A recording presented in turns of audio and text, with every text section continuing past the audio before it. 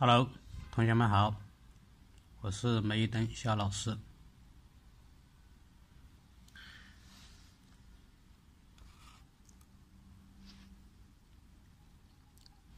这是一个开关电源的电路图纸，如何正确判断集成电路的好坏？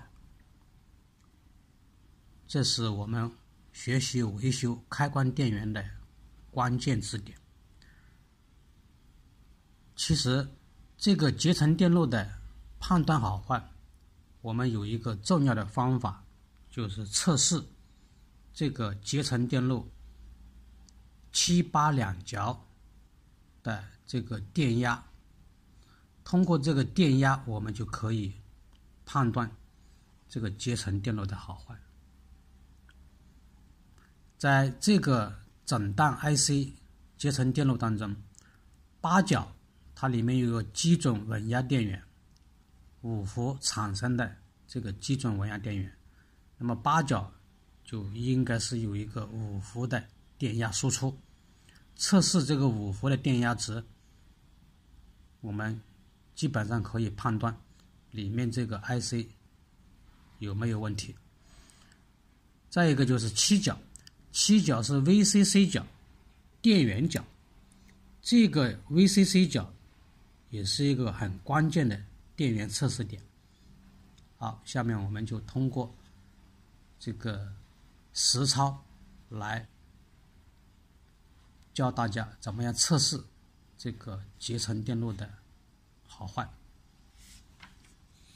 我们通上电源开关，打开管家婆的电源，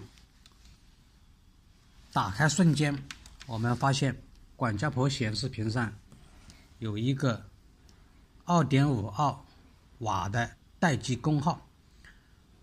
从这个待机功耗，我们基本上可以判定这个开关电源已经处于开机状态，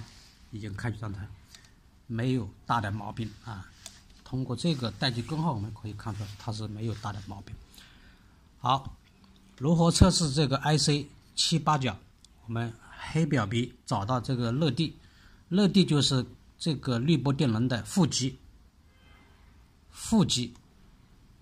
然后红表笔去探测集成电路的第8角，这个就是第8角 4.988 伏，是吧？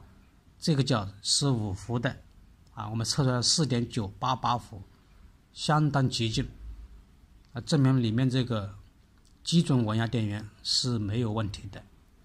好，第7角是供电角 VCC 角，我们测试出来电压值是 12.30 伏，那么这个电源电压也是正常的。